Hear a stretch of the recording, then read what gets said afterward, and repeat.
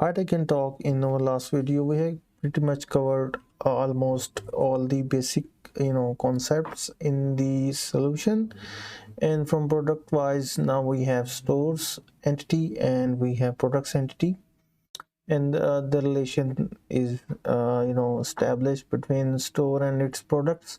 From UI perspective we can see that now on the very first page after login we have list of stores, and each stores have its linked related products, and products are searchable within that particular store. And yeah, so we have pretty much covered the basics here.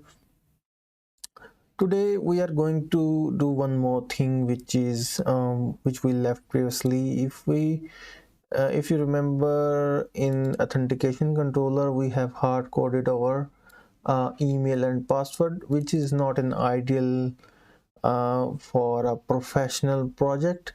So these values should be coming from the database, because we are not implementing these users management at the moment, or through custom implementation or through identity. So we will be picking those values from config. Not We will not hard code in the code at the moment. And whenever we talk about the configuration specifically in ASP.NET Core, we have I options pattern. And what is I option pattern? Whenever we want to read bunch of configurations from settings file, uh, I option pattern is there to help us to achieve that goal. So let's see how we can do that. First of all, as we previously moved all our configurations inside dependency injection folder and dependency injection project, so we will be doing again, we will be adding a bunch of more configuration here as well. So before that, we must have a model which will be presented in the config file. So let's say here in our config file, let's add an object, and we can name it account, let's say. So that would be the admin account, and we know that an account have an email, and let's assume we have Osman at the rate of gmail.com, and we have the password, and yeah, let's say we have 1 2 3 4 5 6 at the moment. Okay, now we have account here in the configuration, so we need to map this one into a class object inside our code. So for that one, let's go back to dependency injection project and add a solution folder, and let's name it option models, and that is to do with the configurations. And we will add a model. We can name it account option, and we know that we have two fields in an account. One is public string email, and the other one is password.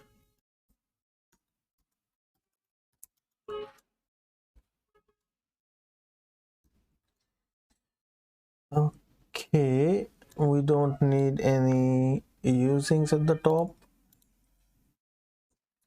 because we have that non-nullable property enabled at by default, so we can initialize those properties with empty strings empty. So now that warnings are gone. Okay, So we have, the same representation of that, JSON object inside our account option class. And next thing is we need to configure that inside our services. Let's add a comment for setting my bad settings setting up all the option models, and we can say services dot configure like this, and we need to pass the model name, and that would be account option this way. And next we need to pass the action method. We can say option, and we can pass it as anonymous method, and here we need to pass those options and bind them with the configuration, and the configuration would be configuration dot get section, and here we will add the name of the section which we use here. So that would be account, and at the end we need to dot use bind, and bind doesn't come by default. We need to include a package. Let's go to the NuCode packages and let's use bind here, and we need to use this package which is microsoft.extensions.configuration.binder. That binder will help us to bind those configuration with our options object, and the bind will bind it with the option parameter like this. So this is to configure admin account for login into the system. Okay, so the configuration part is done. We will go back to our account controller, and here at the top we need to add a property which will be private read only account option, and we can name it account option, not account option, let's say it's a admin account, right? And next we can add a constructor for injection purpose, ctor tab, and here we need to put I option, and inside I options, not I option, I options, I guess, no, I option, and we need to pass account option class, and we can name it admin account options like this, and cannot be used I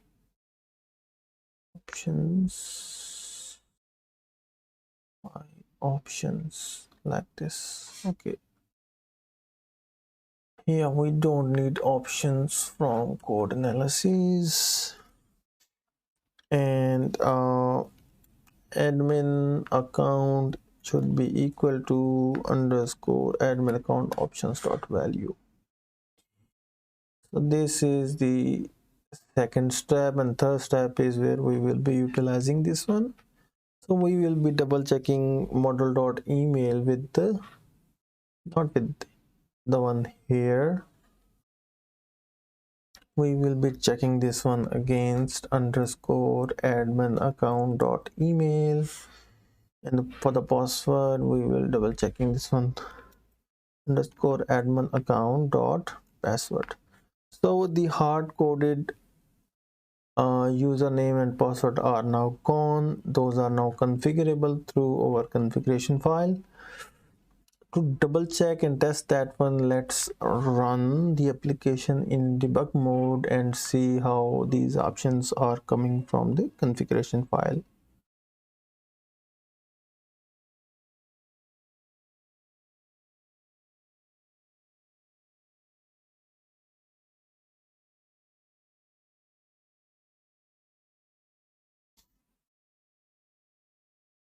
Let me restart the application, and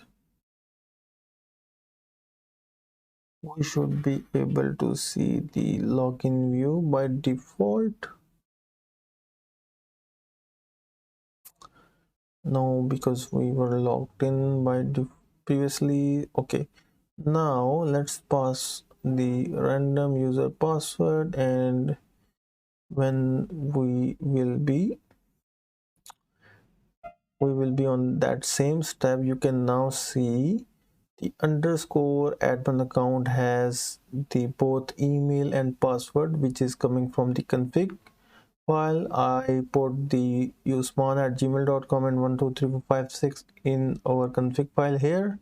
You can double check now, and we are now matching those values with the values coming inside that request.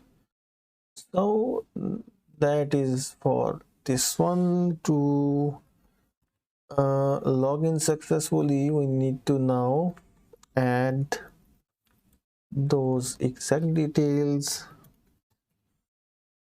and now if we log in, we should be able to log in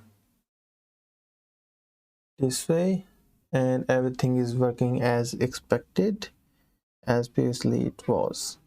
So that was regarding that one of those minor improvements that we highlighted previously.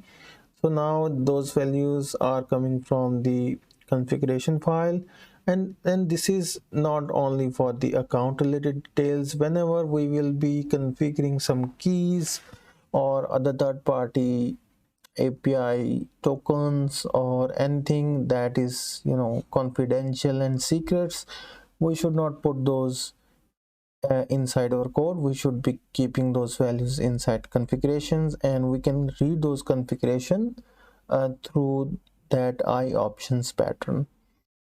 So hopefully that will be a new change for few of those, a new way of reading configurations. And for those who already knew that, now they know that how to implement that in ASP.NET web application. Although there are a couple of other options as well.